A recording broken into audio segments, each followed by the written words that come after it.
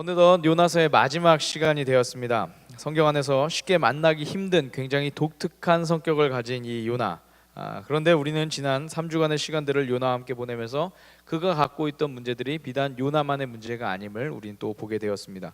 그가 하나님 말씀에 불순종해서 도망을 갔던 것도, 또 니느웨로 가긴 했지만 여전히 하나님의 말씀에 성실하게 반응하지 못한 그것도 근본을 살펴보면 그가 하나님의 일에 관심이 없었기 때문이죠. 그리고 요나만의 이야기도 아니고 앞서 말씀드린 것처럼 사실 오늘 우리의 삶에서도 만날 수 있는 그런 이야기다라는 것입니다. 오늘 우리는 요나서의 마지막 장인 이 4장의 말씀을 통해서 그의 삶에 나타났던 인간의 또 다른 한 면과 그리고 그에 대한 하나님의 말씀을 들어보려고 합니다. 먼저 우리 함께 요나서 3장 10절의 말씀을 같이 읽도록 하겠습니다. 시작. 뉘우치시는 것 곧 그들이 저마다 자기가 가던 나쁜 길에서 돌이키는 것을 보시고 뜻을 돌이켜 재앙을 내리지 않으셨다. 네.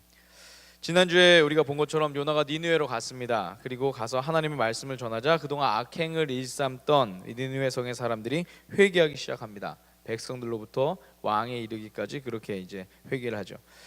결국 하나님은 그런 니느웨 성의 사람들을 보시고 3장 10절의 말씀처럼 마음을 돌이키십니다.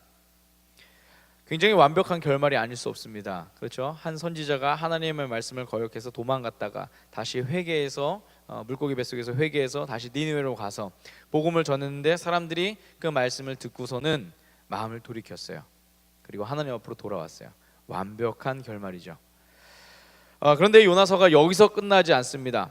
여기서 끝나지 않고 이 말씀에 뒤이어서 에피소드 하나를 덧붙이는데 마치 영화가 행복하게 다 끝나고 난 뒤에 그 뭐 만든 사람들 이름 쫙 올라가지 않습니까? 그리고 요즘에 이런 영화가 있어요. 다 올라가고 난 다음에 끝에 영화 하나가 더 나와요. 짧은 영상 하나가 더 나와서 뭐 반전이 있는 듯한 그런 영상을 이렇게 딱 줍니다. 다음 편을 기대하게 하는 그런 영상도 주고요. 마치 그런 것처럼 지금 이 요나서의 이야기 이 4장이 지금 그렇게 나오고 있어요. 행복하게 결말이 딱 끝났으면 좋겠는데 요나가 모든 것들이 다 끝나고 난 뒤에 요나가 심통이 하나 딱 난 거죠. 지금 그 이야기가 지금 4장에 나오고 있어요. 우리 함께 요나서 4장 1절의 말씀을 읽어볼까요? 시작. 요나는 이 일이 매우 못마땅하여 화가 났다. 요나가 어떻다고요? 화가 났어요. 화가 났어요. 그는 하나님께서 니느웨 사람들을 벌하시지 않고 용서하신 일에 대해서 굉장히 화가 났던 것입니다. 왜 그랬을까요? 쉽게 예를 들면 이렇습니다. 매일 자기를 괴롭히고 말썽만 부리는 형이 있었어요. 동생은 그런 형이 미웠죠. 그래서 동생은 엄마가 형을 좀 혼내줬으면 좋겠다라고 그렇게 생각을 했습니다. 그런데 그러던 어느 날 진짜로 형이 엄마한테 한번 걸렸습니다. 엄마가 이제 회초리를 여러 개를 준비했어요. 나무별로 준비합니다. 뭐 당나무부터 해서 별별별 그 나무별로 싹 준비합니다. 이 모습을 본 동생은 어땠을까요? 드디어 올 게 왔구나.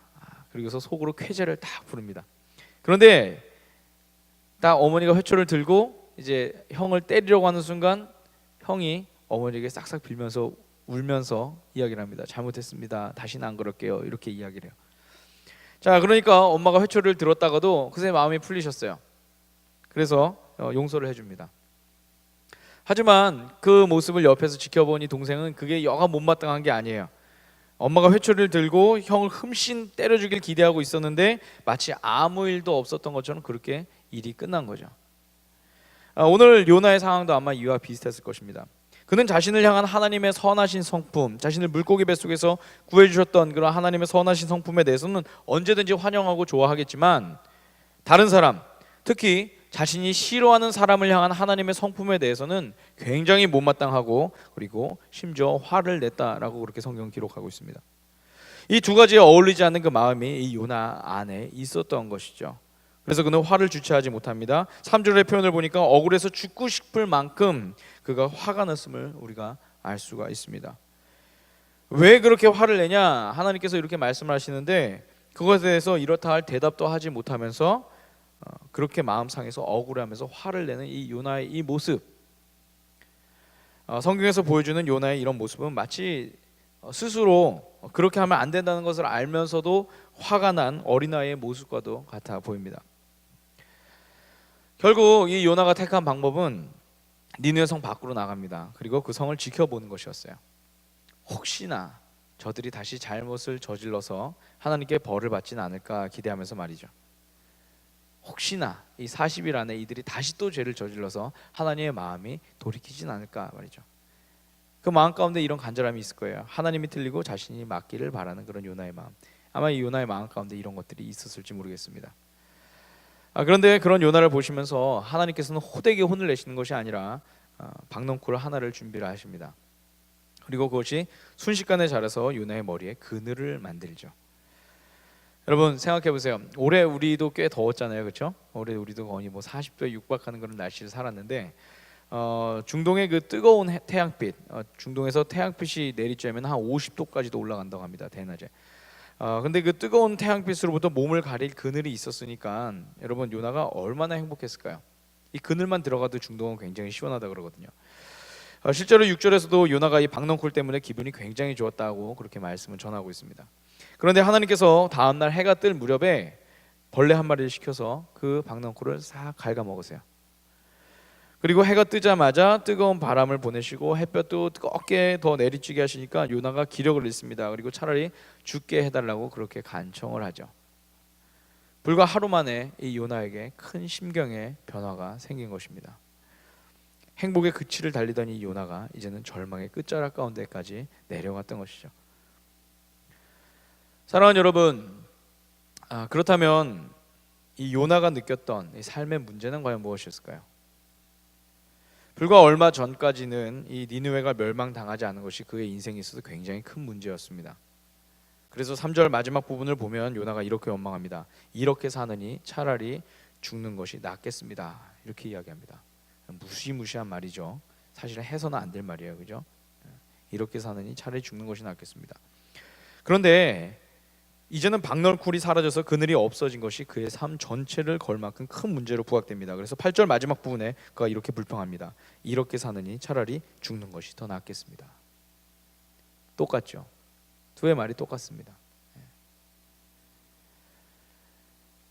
여러분, 이 얼마나 연약하고 완악한 인간의 한 단면입니까? 니느웨 성을 살리고자 하셨던 하나님의 마음을 무시한 것, 그것만으로도 사실은 지탄받아 마땅한데 여기에 더해서 하나님께서 자신에게 지는 해를 끼치고 있다고 그렇게 하나님을 원망하면서 하나님께 화를 내고 궤변을 드러놓는 이 요나의 이 모습. 사랑하는 여러분, 그런데 이 일이 비단 요나만의 일일까요? 저는 오늘 계속해서 이 요나서 시리즈를 두면서 이 요나의 이 문제가 요나만의 이야기가 아니라고 계속해서 질문을 드리면서 이야기를 해나가고 있습니다. 오늘도 마찬가지입니다. 오늘 저는 이 말씀을 묵상하면서 우리 안에서도 요나의 경우와 같은 박넝쿨이 존재하지는 않는지 한번 생각을 해보게 됩니다. 사실 우리에게도 요나와 같은 박넝쿨이 존재하지요. 마치 우리 삶의 행복을 만들어주는 그 필수 불가결한 조건과도 같은 그 무엇이 분명히 있을 것입니다. 그것이 돈이 될 수도 있고요, 집이 될 수도 있고요, 차가 될 수도 있고요, 자녀의 진학이나 취업이 될 수도 있고요, 건강일 수도 있고 누군가로부터의 인정일 수도 있고 세상의 성공이라고 그렇게 말할 수도 있습니다. 그래서 우리에게 그것들이 주어졌을 때 우리는 마치 세상의 모든 근심이 사라진 양 행복해하다가도 혹 그것이 시들어버리면 다시는 없을 깊은 절망감에 빠지는 것도 사실이죠. 우리가 신앙이 있다라고 말을 하지만 우리 가운데 있는 또 하나의 박넝쿨은 우리를 늘 언제나 그렇게 우리를 얽어맨다라는 것입니다. 사랑하는 여러분, 그렇다면 하나님은 그런 요나와 우리들이 무엇을 깨닫기를 원하셨을까요? 그것은 바로 시선의 변화입니다. 보는 것의 변화죠. 박넝쿨에만 주목하고 있는 우리의 시선이 이제는 하나님께서 바라보시는 그 시선으로 바뀌기를 원하신다라는 것이죠. 우리 함께 10절과 11절의 말씀 우리 같이 함께 읽겠습니다. 시작. 주님께서 말씀하셨다. 내가 수고하지도 않았고 내가 키운 것도 아니며 그저 하룻밤 사이에 자라났다가 하룻밤 사이에 죽어버린 이 식물을 내가 그처럼 아까워하는데 하물며 좌우를 가릴 줄 모르는 사람들이 12만 명도 더 되고 짐승들도 수없이 많은 이 큰 성읍 니느웨를 내가 어찌 아끼지 않겠느냐. 아멘. 보잘것없는 박넝쿨은 그렇게 소중하게 생각하면서 하나님께서 소중하게 여기시는 것들에 대해서 관심을 갖지 않는 우리들과 그리고 요나를 향한 하나님의 안타까운 말씀이다라고 할 수 있습니다. 부끄럽지만 저도 그런 박넝쿨 몇 개를 좀 갖고 있는 것 같습니다. 때로는 통장의 잔고가 박넝쿨이 될 때가 있죠. 그리고 사람들로부터 인정받는 것, 이것도 저의 박농쿨이 될 때가 있습니다. 그리고 더 좋은 생활을 하고 싶다는 욕망이 박농쿨이 되어서 제 안에 뿌리가 내리기도 하고요. 때로는 사역에 대한 성패가 박농쿨이 되어서 저를 얽어매기도 합니다. 그래서 그 일들이 잘 되면 마치 생명의 위협을 받는 것처럼 막 힘들어하다가도 절망하다가도 뭔가 제 뜻대로 다시 또 잘 되어가는 것 같으면 뭐 언제 그랬냐는 듯이 일어나서 행복해하고 막 그렇습니다. 그러니까 여러분, 이 세상을 향한 하나님의 그 계획에 제가 관심을 가질 수 있을까요? 하나님은 우리와 함께 이 세상을 구원하길 원하시는데 우리는 박넝쿨 하나 붙잡고서 하나님 이것 좀 시들지 않게 해주세요 라고 이렇게 기도하고 있으니 말입니다. 그러니 여러분, 쉽게 흔들리고 쉽게 무너지고 우리가 쉽게 낭망하는 것이겠죠. 여러분, 인생의 무게가 얼마나 가볍습니까? 오늘 우리 삶에서 나타나는 문제들은 바로 이런 문제들이라는 것입니다. 사랑하는 여러분, 하나님께서 우리에게 주시는 이 사명은 박넝쿨을 얻는 것이 아닙니다. 하나님께서 우리 입술을 통해 듣고 싶은 기도는 하나님 박넝쿨을 좀 지켜주세요 라고 하는 그런 기도가 아니라는 거예요. 과거 요나에게 그리하셨던 것처럼 하나님께서는 우리를 통해서 하나님의 뜻과 상관없이 탐욕과 음란함과 죄로 물들어가는 이 세상을 변화시키길 원하고 계십니다. 그리고 그것이 우리의 사명이 되어야 되죠. 박넝쿨을 벗어나서 하나님께서 보시는 것들, 원하시는 것들에 동참해야 한다는 것입니다. 그것이 뭡니까? 바로 세상을 구원하는 일. 할렐루야. 하나님께서는 오늘 우리 가운데 세상을 구원하는 일에 나와 함께 하자라고 그렇게 말씀하고 계세요. 그렇게 우리를 초대하고 계시죠. 그곳을 같이 가자라고 말이죠. 그곳에 가서 내가 전하고자 하는 그 말을 들어라, 그 말을 전해라 라고 말이죠. 오늘 하나님께서 우리 가운데 원하시는 것은 그거예요. 박넝쿨 붙잡고서 이거 어떻게 하면 안 시들까? 물을 뿌려가면서 부채질을 해가면서 박넝쿨이 사람을 위해 있는 것인지 사람이 박넝쿨을 위해 있는 것인지 이것조차도 구별하지 못한 채 그것을 붙들고 그렇게 살아가는 그 모습, 이 모습이 아니라, 그런 것이 아니라 하나님의 손을 붙잡고서 세상을 향해서 나아가는 그 모습, 하나님의 손을 붙잡고서 하나님의 마음으로 하나님의 생각을 가지고서 세상을 향해 나아가는 그런 하나님의 사람들, 오늘 하나님은 오늘 우리 가운데 그것들을 원하신다는 거죠. 제가 캐나다 토론토에서 목회할 때 평양 대부흥운동의 그 중심에 있었던 그 로버트 하디 선교사님의 고향 교회가 저희 집에서 1시간 한 반 정도 거리에 있었습니다. 굉장히 시골이에요. 가면은 그래서 지도에도 내비게이션에도 잘 안 나와서 그 인공위성 좌표를 통해서 이제 찾아가야 되는 그런 곳이었습니다. 이곳에 가면요, 제가 손님들도 오시면 가끔 가기도 하고 제가 스스로도 또 한번 찾아가 보기도 하고 그랬던 곳인데, 우선은 그 하디 선교사님의 그 부모님, 그 제임스 하디 그리고 아비게일 하디, 이렇게 이제 두 부모님의 성함이 이러신데, 제임스 하디 씨와 그리고 아비게일 하디 씨, 이 두 분이 이제 그곳에 묻혀 있고요. 또 남동생 그 토마스 하디의 묘지가 그곳에 있습니다. 그런데 이 하디 선교사님의 그 가족들의 묘비를 보면요, 하디 선교사님의 어린 시절이 결코 평탄하지만은 않았을 것이다라고 쉬이 짐작할 수가 있습니다. 왜냐하면 하디 선교사님 10살 때 이 부모님들이 다 돌아가세요. 어머니가 1월에 돌아가시고 아버지가 5월에 돌아가세요. 불과 이제 4개월 만에 어머니 떠나보내고 아버지 떠나보내고 이렇게 한 거예요. 10살짜리 아이가 동생 하나 데리고서 그렇게 있는 거죠. 아직도 한창 그 부모님의 보살핌을 받아야 될 그 나이 아닙니까? 그런데 그 나이에 남동생 데리고 가정의 역할까지 한 거예요. 여러분, 그의 삶이 어땠을까요? 쉽지 않았겠죠. 아무리 친척들이 돌본다 한들, 아무리 교회 어른들이 돌본다 한들, 그의 마음 가운데는 그 허전함은 아마 이루 말할 수 없을 것입니다. 그런데 이 하디 선교사님이 비록 부모님과 짧게 인생을 살았지만 그분들을 통해서 받은 삶의 교훈은 그가 인생 가운데서 결코 잊지 않았습니다. 하디 선교사님이 1914년에 나는 왜 선교사가 되었는가라는 그 글을 보면, 그가 21살 되던 해 고향 친구였던 그 마가렛 마틸다 켈리라고 하는 이 여자분과 같이 이제 약혼식 예배를 마치고 난 뒤에 집으로 돌아가면서 그들의 미래를 두고서 이야기를 했어요. 우리는 앞으로 어떻게 될까? 아마 이런 이야기를 했겠죠. 그런 이야기를 하면서 이렇게 이야기를 나눴다라고 합니다. 그 기록을 제가 적어왔습니다. 우리는 모두 어렸을 때 부모님을 잃었지만 이 마틸다, 그 하디 선교사님 사모님도 어린 시절에 아버지를 잃으셨어요. 그 하디 선교사님 부모님이 돌아가신 뒤 2년 뒤에 이제 돌아가시게 되거든요. 같은 교회 사람들입니다. 우리는 모두 어렸을 때 부모님을 잃었지만 그들로부터 좋은 신앙 교육을 받았던 터라 우리는 세상에서 가장 유익한 존재로 살아가자고 결심하였다. 우리는 기독교인 의사로 산다면 좀 더 선한 영향력을 끼칠 수 있는 기회가 많을 것이라는 데 의견을 모았고 그날 밤 나는 의학을 공부하기로 결심하였다. 이전까지는 하디 선교사님은 학교 선생님이었습니다. 의과대학 1학년 때 이 존 포먼 목사님께서 우리 대학 YMCA 모임에 오셔서 해외 선교 학생 자원 운동에 대해 말씀해 주셨다. 고향에서 의사로 지낼 수도 있지만 제대로 치료를 받지 못하는 사람들이 많은 해외 선교지에서 의사로 활동하는 것이 훨씬 더 의미 있는 일일 것이라는 포먼 목사님 말씀이 가장 유익한 존재가 되겠다고 했던 내 생각과 정확하게 일치하여 해외로 나가 의료 선교사로 활동하겠다는 생각을 갖게 되었다. 그날 밤 나는 해외 선교를 자원하였고 그 사실을 아내에게 말했을 때 아내 역시 같은 심정이었다.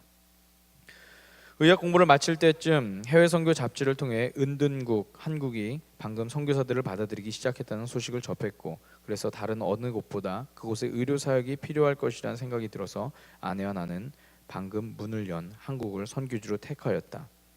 우리는 가면 갈수록 우리를 이끄시는 하나님께 감사하고 있다.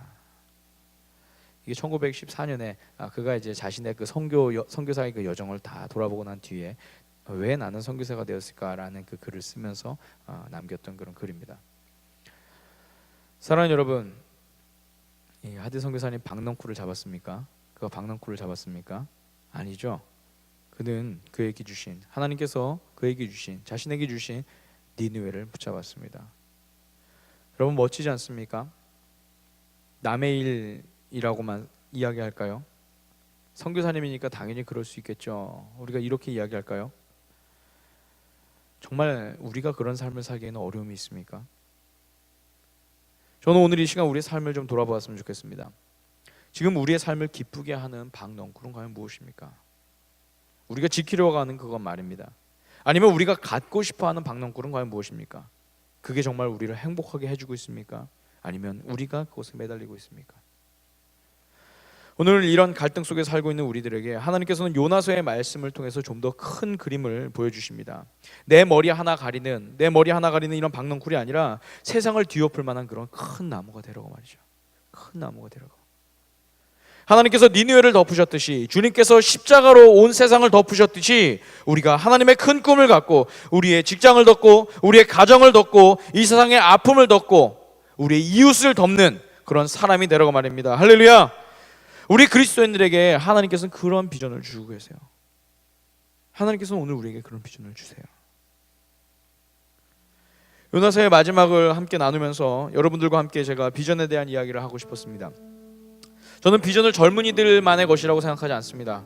그것은 우리가 오해하는 것은 이 비전이라는 것이 직업과 관련됐다라고만 생각하기 때문에 그렇습니다. 저는 그래서 그렇게 생각하지 않습니다. 비전은 보는 것과 관련이 있습니다. 우리 모두에게도 해당되는 말이죠. 특별히 그리스도인들에게는 내가 보고 싶은 것을 보는 것이 아니라 하나님께서 어디에 관심을 갖고 계신지 어떤 마음을 갖고 계신지를 보는 것, 이것이 비전이죠. 그렇다면 우리 모두는 하나님의 비전을 찾기 위해서 엉뚱한 곳을 헤맬 필요는 없습니다. 지금 이 순간 하나님께서 여러분에게 원하시는 그 일이 무엇인지를 찾고 그 일을 하는 것, 이것이 비전을 깨닫는 일이기 때문입니다. 여러분의 일상에서 마음에 걸리는 그 한 사람을 찾아가서 사랑하고 배려하는 것, 여러분의 가족 구성원들을 위해서 갖고 계신 하나님의 그 마음을 깨달으려고 기도하는 것, 우리 누군가에게 위로의 말을 건네는 것, 길을 걸어가다가 어려움에 처한 분들을 도와주는 것, 이 모든 것들이 하나님의 비전을 우리가 깨닫고 이루어드리는 것이죠. 어렵습니까? 아니요. 지금 이 순간 문 밖을 벗어나면 누구나 할 수 있습니다. 뭔가 거대한 것을 우리가 보려고 하면 안 됩니다. 하나님의 일을 한다고 해서 뭔가 거대한 것을 꿈꾸면서 이렇게 하는 것이 아니라 오늘 이 순간 내게 주어진 그 삶을 선교지라고 여기고 살아가는 것, 그것이 오늘 우리에게 필요한 하나님의 마음인 줄 믿습니다. 사랑하는 여러분, 선교지는 비행기를 타고 나가는 것이 아닙니다. 오늘 우리가 주님의 마음으로 살아야 하는 것, 그것이 바로 선교지죠. 그것이 바로 하나님께서 내게 주신 니느웨다라는 것입니다. 저는 우리 그리스도인들의 교회 안에만 머무는 것이 하나님 나라의 확장이라고 생각하지 않습니다. 당장 우리들만 모아도 꽤나 다양한 삶과 지역에서 살고 계시지 않습니까? 저는 우리 모두가 우리가 딛고 사는 삶의 영역, 하나님께서 우리에게 주신 이 시대, 이 시대의 니느웨에서 하나님의 비전을 깨닫고 이루어드리는 것, 그리고 하나님께서 관심 갖고 계신 일에 하나님의 마음으로 다가가는 것, 이것이 하나님의 나라의 확장이고 그리고 우리 삶의 소명이다라고 그렇게 생각을 합니다. 우리가 하나님 나라에 가기까지 우리가 멈추지 말고 해야 할 일이라는 것이죠. 여러분, 그렇게 되면 어떨까요? 이 세상이 어떻게 바뀔까요? 저는 강서구가 우리 하늘빛 교회 성도들로 인해서 하나님의 이 은혜를 경험하는 그런 구가 될 줄 믿습니다. 조금 더 크게 아멘 해주시면 좋겠어요. 저는 강서구가 우리 하늘빛 교회 성도들로 인해서 하나님의 은혜를 경험하는 그런 지역이 될 줄 믿습니다. 마곡지구가 그렇게 하나님의 도시가 될 줄 믿습니다. 김포가 바뀌고 서울이 바뀌고 대한민국이 변화되는 놀라운 일들이 일어나길 주님의 이름으로 축원합니다. 어떻습니까? 해볼만 하지 않습니까? 해볼만 하겠죠? 믿음으로 고백하니까 할만합니다. 하나님이 우리와 함께 하시니까. 저는 우리들의 삶 속에서 그런 도전들이 계속해서 일어났으면 좋겠어요. 그래서 우리들 때문에 우리들의 이웃들과 속한 공동체와 가정의 살 만나고 행복하고 예수님의 그 사랑을 느끼고 은혜를 경험할 수 있는 그런 모임이 되었으면 좋겠습니다. 그리고 이 일을 위해서 우리가 다음과 같이 우리 옆에 분들과 같이 함께 결단하면서 이렇게 인사하고 격려했으면 좋겠습니다. 외면하지 마세요. 함께 해주세요. 격려해주세요. 이 세 가지 인사를 같이 나눌 겁니다. 세 가지 축복의 말을 같이 함께 나눌 겁니다. 옆에 분들과 같이 함께 해볼까요? 외면하지 맙시다. 함께 합시다. 당신을 격려합니다. 당신을 응원합니다. 당신과 함께 하겠습니다. 할렐루야. 이번엔 다시 할 때는요, 손도 좀 안아주시고요, 손도 좀 잡아주시고 안아줄 수 있는 분들 좀 안아주시고요. 이렇게 한번 해볼게요. 다시 한번 하겠습니다. 시작. 외면하지 맙시다. 함께 해주세요. 격려해주세요.